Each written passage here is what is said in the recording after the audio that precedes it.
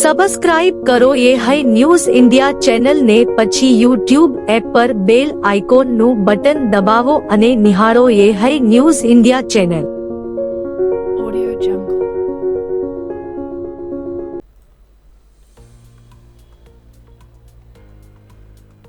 સ્થાનિક સ્વરાજ્યની ચૂંટણીમાં બનાસકાંઠા અને વાવથરા જિલ્લામાં ભાજપનો ભગવો લહેરાયો હતો. જિલ્લા, તાલુકા પંચાયત અને નગરપાલિકામાં ભાજપની જીત થતાં બનાસ વિજય ઉત્સવનો કાર્યક્રમ પાલનપુરના ચડોતર કમલમ ખાતે યોજાયો હતો. આ કાર્યક્રમમાં બનાસકાંઠાના હજારો કાર્યકર્તાઓ મોટી સંખ્યામાં હાજર રહ્યા હતા. આ ઉત્સવને બનાસની જનતાનો લોકોત્સવ ગણાવવામાં આવ્યો હતો. આ પ્રસંગે ભાજપના પ્રદેશ અધ્યક્ષ જગદીશ વિશ્વકર્માએ જાહેર સભાને સંબોધી હતી. તેમણે પોતાના સંબોધનમાં કોંગ્રેસના નેતાઓ પર આકરા પ્રહારો કર્યા હતા. જાહેર સભાને સંબોધન કરતા જગદીશ વિશ્વકર્માએ જણાવ્યું હતું કે આખા રાજ્યમાં જાતિવાદ ફેલાવવાનું કામ કરનાર કોંગ્રેસના બંને નેતાઓની બનાસની જનતાએ પાણીચું આપવાનું કામ કર્યું છે. તેમણે જણાવ્યું કે બનાસની બેન, અમે તમારું સન્માન કરીએ છીએ, પરંતુ તમે લોકસભામાં જઈ ગુજરાતની તમામ બહેનોનું અને દેશની 70 કરોડ મહિલાનું નારી વંદના અધિનિયમ અંતર્ગત તમે જે અપમાન કર્યું છે તે બનાસની બહેનો ક્યારેય નહીં ભૂલે. તેમણે ભારપૂર્વક જણાવ્યું કે આગામી દિવસોમાં માતા બહેનોએ તેમને તેમના ગઢમાંથી સીટો આંચકી લીધી છે. વડગામમાં પણ ભવ્ય વિજય થયો છે.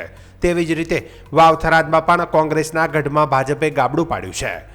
વિશ્વકર્માએ યાદ અપાયું કે લોકસભા ચૂંટણી વખતે જ્યારે શશિકાંત પ્રભારી હતા ત્યારે કોંગ્રેસની પોતાની વિધાનસભા સીટમાં ગાબડું પડ્યું હતું. આ વખતે પણ ભારતીય જનતા પાર્ટીના બૂથ કાર્યકર્તાઓએ કોંગ્રેસના ગઢમાંથી સીટો આંચકીને ભગવો લહેરાવ્યો છે. ઉલ્લેખનીય છે કે તાજેતરમાં નગરપાલિકા, જિલ્લા પંચાયત અને તાલુકા પંચાયતમાં ભાજપની ભવ્ય જીત થઈ હતી. બનાસની જિલ્લા પંચાયતની 48માંથી 32 બેઠકો કબજે કરી હતી. તેમજ 3 નગરપાલિકા અને 6 તાલુકા પંચાયતમાં જીત મેળવી હતી. કોંગ્રેસના બે નેતાઓ નહીં ભૂલી શકે આખા રાજ્યની અંદર જ્ઞાતિવાદ ફેલાવવાનું કામ કરતા આ કોંગ્રેસના બંને નેતાઓને આ બનાસકાંઠાની જનતાએ પાણીચું આપવાનું કામ કર્યું છે.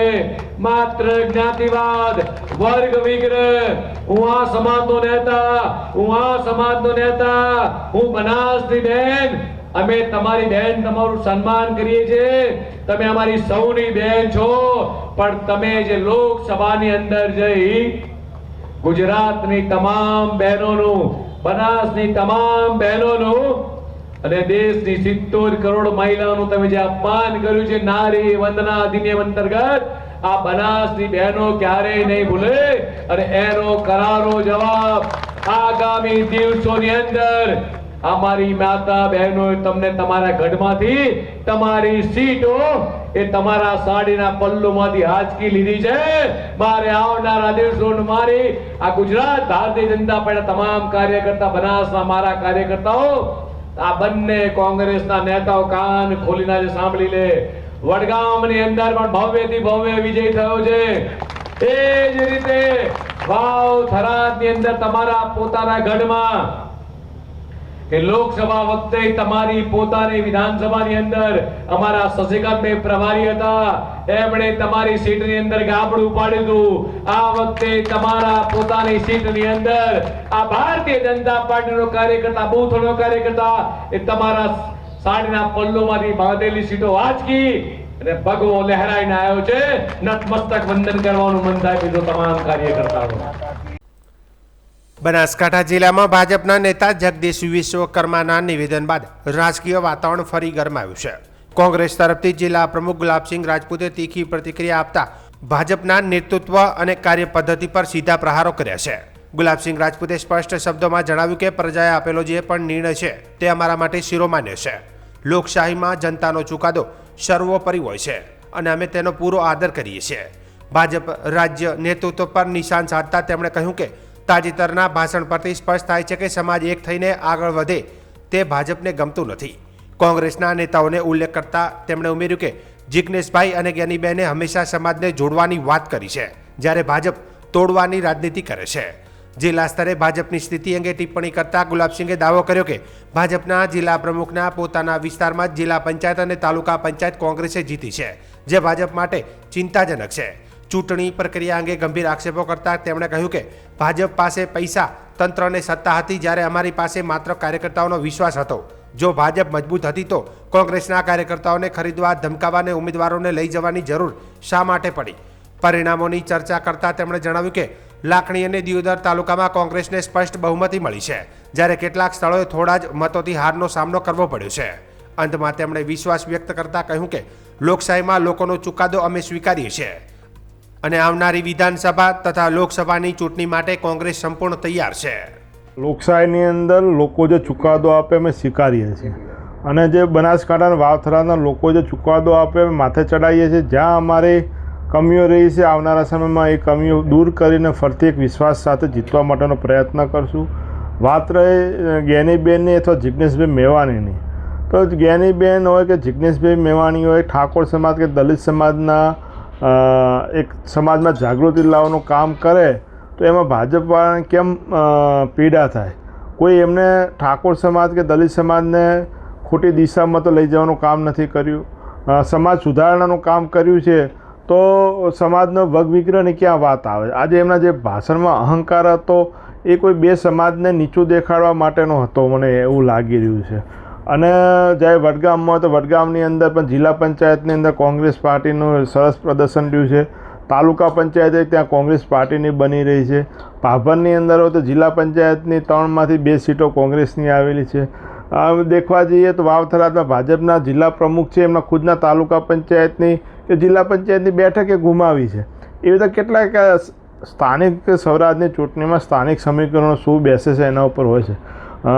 ભાજપ પાસે સરકાર હતી, પોલીસ હતું, તંત્ર હતું, પૈસો હતો, સહકાર હતું, અસંખ્ય અદૃશ્ય શક્તિઓનો એમને સપોર્ટ હતો. જ્યારે અમારે તો કોંગ્રેસ પાર્ટીના કાર્યકર્તાઓ ઉપર ચૂંટણી લડવાની હતી. સામ દામ દંડની નીતિથી ક્યાંક ડરાયા, ધમકાયા, ફોર્મ ખેંચાયા. ફોર્મ ખેંચવા માટે લાખો રૂપિયા સુધી તમારામાં જો એટલી જ તેવડ હતી તો શા માટે કોંગ્રેસના ઉમેદવારોને તમારે ફોર્મ ખેંચાવવા પડ્યા? શા માટે કોંગ્રેસમાંથી ઉમેદવારો લડાવવા પડ્યા? તમને તમારા ભાજપના લોકો પર તો વિશ્વાસ નહોતો કે ચૂંટણી જીતી શકે, ત્યારે તો તમે કોંગ્રેસના લોકોને છેલ્લી ઘડીએ ભાજપમાં લઈ જઈને ચૂંટણી લડાયા. તમે કોંગ્રેસના લોકોના ધાક ધમકીથી ફોર્મ ખેંચાયા. લડવું હતું લોકશાહીની અંદર સામે સામે એક તંદુરસ્ત હરીફાઈથી લડવું હતું, પણ તમે ક્યાંક પોલીસના લોકોને મોકલીને ફોર્મ ખેંચાવવા માટે દબાણ કરો. તમે કોઈ સરકારી અધિકારીના પરિવારમાં ચૂંટણી લડતો એને નોકરીમાંથી બદલી કરવાની ધમકી આપીને ફોર્મ ખેંચવાની વાત કરો, દબાવવાની કોશિશ કરો. તેમ છતાં જે ચુકાદો લોકોએ આપ્યો અમે સ્વીકારીએ છીએ અને હાર જીત તો રહે છે. કોઈ અમે જીતવાથી અમારા અહંકારમાં ના આવવું જોઈએ કે ભાજપને જીતવાથી એમને જે આજે અહંકારી ભાષા હતી પ્રવચનમાં એ ક્યાંક ને ક્યાંક આવનારા સમયમાં બનાસકાંઠા વાવથરાના લોકો એનો જવાબ આપશે. બાકી આજે પણ કહું છું, જ્ઞાનીબેને અથવા તો જિજ્ઞેશભાઈ મેવાણીએ ક્યારેય કોઈ સમાજના સારા માટે કામ કર્યું છે? જો દલિત સમાજ કે ઠાકોર સમાજને સમાજ સુધારણાનું કામ કરતું હોય તો ભાજપને એ બંને નેતાઓ આંખે વળગતા હોય તો શું બે સમાજના જે સુધારા થયા એમાં આગેવાની લેવું કોઈ ભૂલ છે એમની? આજે કોઈ પણ સમાજનો આગેવાન હોય પોતાના સમાજની અંદર સામાજિક સુધારણા માટે કંઈ પ્રયત્ન કરતો હોય છે. એ પ્રયત્ન જ્ઞાનીબેને ઠાકોર સમાજ માટે કર્યો, જિજ્ઞેશભાઈ ક્યાંક દલિત સમાજ માટે, કે દરેક સમાજ માટે જ્યાં પોતાના સમાજના લોકો સમાજના સુધારણા માટે કામ કરતા હોય એને જાતિવાદી તમે નામ આપો તો શું માત્ર ભાજપનું જે કામ કરતા હોય એ જ નેતા બાકી કોઈ બીજા પક્ષમાં આવે તો જાતિવાદી નેતા થઈ? એટલે આવી જે નાની માનસિકતા છે ના રાખવી જોઈએ. અને હજી તો સમય આવશે, ફરતી ક્યાં વિધાનસભા આવવાની, લોકસભા આવવાની છે. ખાસ કરીને નવા જિલ્લો હતો 8 તાલુકા પંચાયત માત્ર કોંગ્રેસને 2 જ મળે, શું કહેશો? દેખો, ફરતી કહું છું, દિયોદર લાખણીમાં સ્પષ્ટ બહુમતી આવી છે કોંગ્રેસ પાર્ટીની. વાત રહી ઘણી બધી તાલુકા પંચાયતોમાં નજીવા વોટથી અમે આ વખતે ચૂંટણી હાર્યા છીએ. જ્યાં કોઈક જગ્યાએ 17 વોટ, કોઈક જગ્યાએ 26 વોટ, કોઈ જગ્યાએ 31 વોટ, કોઈ જગ્યાએ 35 વોટ, આવા નાના વોટોથી ઘણી બધી સીટો અમારે ગુમાવી છે. જિલ્લા પંચાયતની 170 વોટથી એક બેઠક ગુમાવી.